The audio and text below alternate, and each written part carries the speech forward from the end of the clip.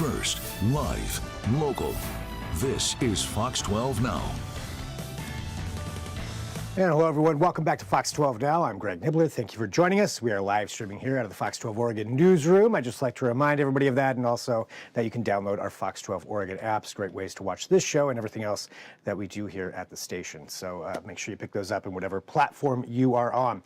Right now, we are talking about cybersecurity tips, something that unfortunately everyone has to stay up to date with all the time because it's constantly changing. But there are some things that you can do to keep not only yourself safe, but more importantly, kids.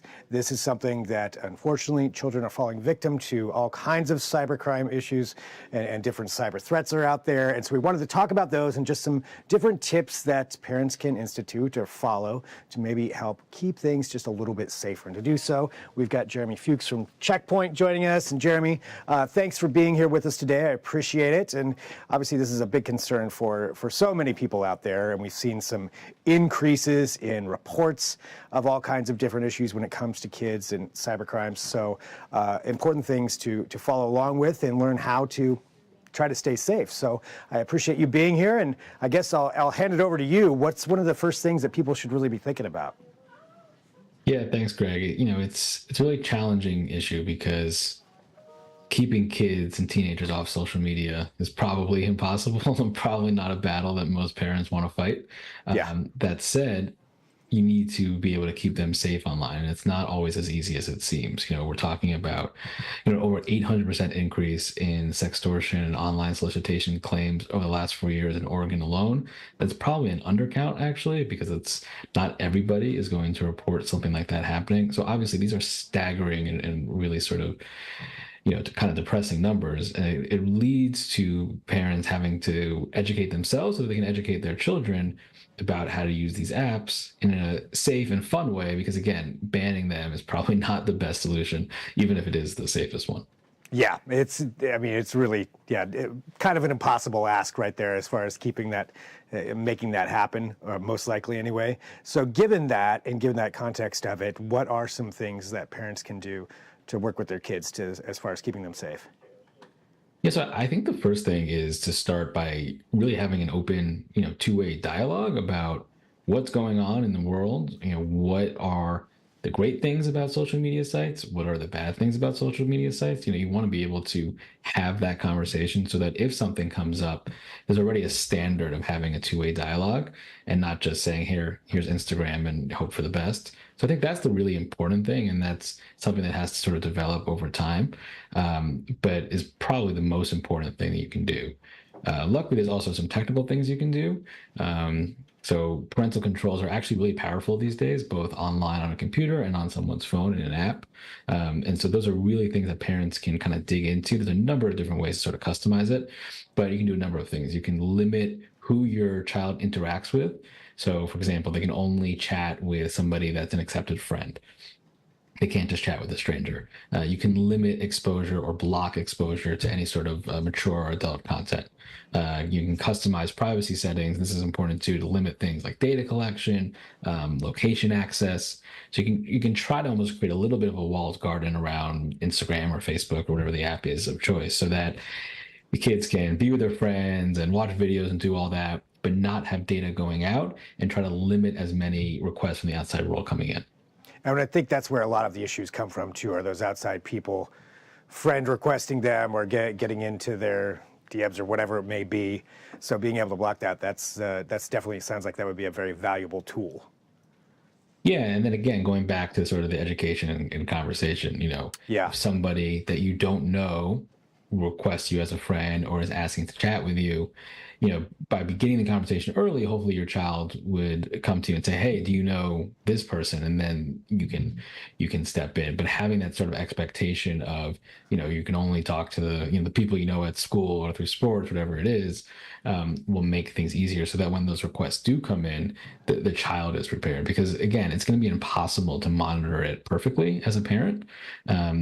So you can do as much as you can to set up these privacy guardrails, but there does have to, like anything in cybersecurity, there does have to be a component that, unfortunately, the child sort of has to take responsibility for.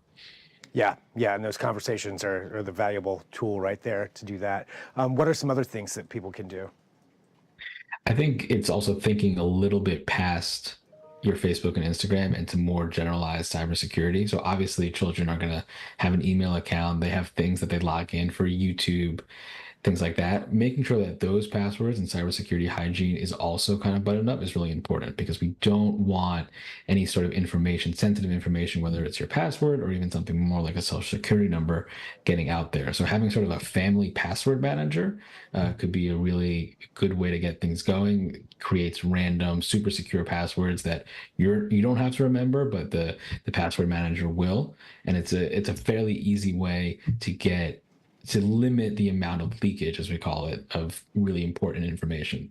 Because even if they're not operating on, say, Facebook, and they're writing a paper and they're doing research and they're entering in credentials, those are things that could get leaked to people in the wrong hands. And we don't want that happening. So creating an expectation, not just on your Facebook, Instagram, and TikToks of the world, but everywhere your child goes, starting with a password manager. If you want to add multi-factor authentication, that's great too. Starting there and creating kind of a holistic approach is really important, and not just focusing on one social media app or another.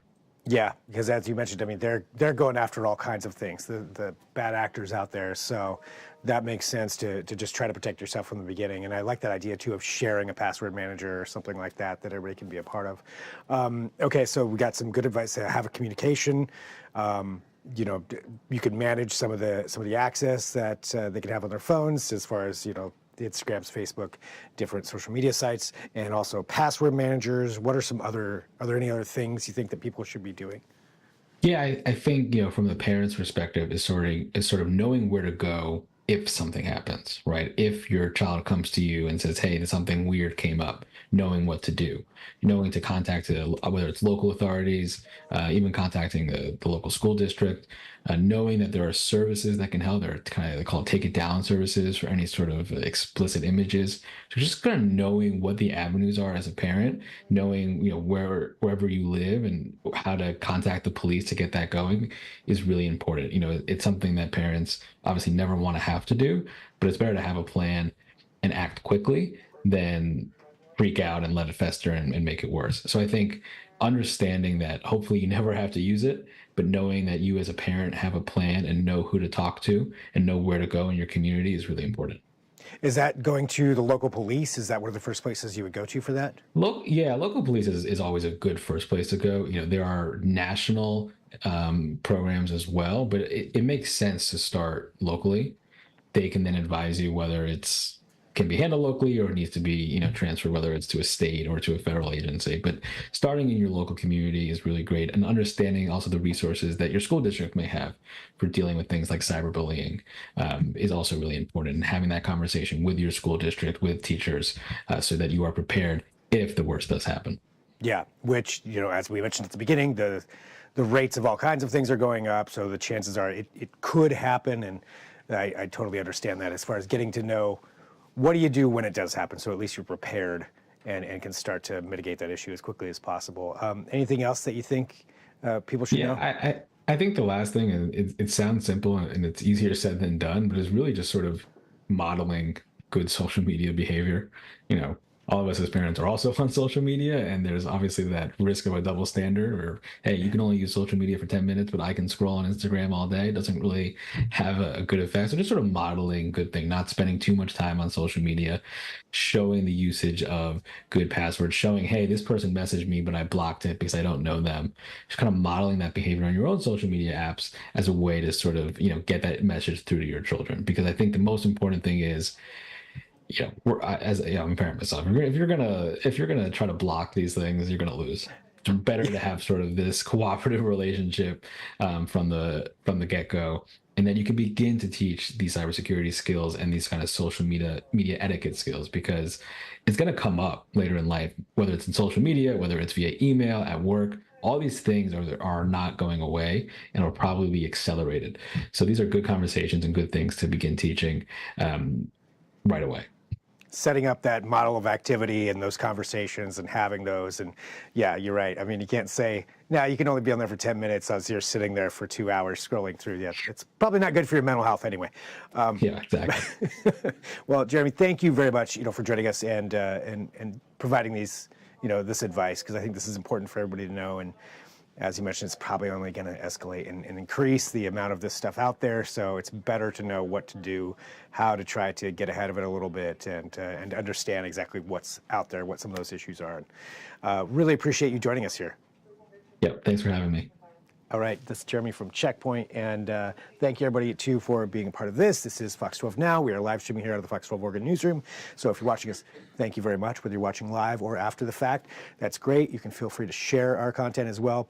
Today, if you are watching live, we're going to be covering a lot of the impending weather that's coming up. I do have Peyton Major, our new meteorologist here at Fox 12 Oregon for Fox 12 Weather. She's going to be joining me here in a little while. Plus, we'll have plenty of other coverage for you talking about that and getting you prepared for that. You can find a lot of those segments at kptv.com under the Fox 12 Now tab or on that Fox 12 Oregon app. Thanks for joining us. I will talk to you soon. Again, I'm Greg Nibbler. This is Fox 12 Now.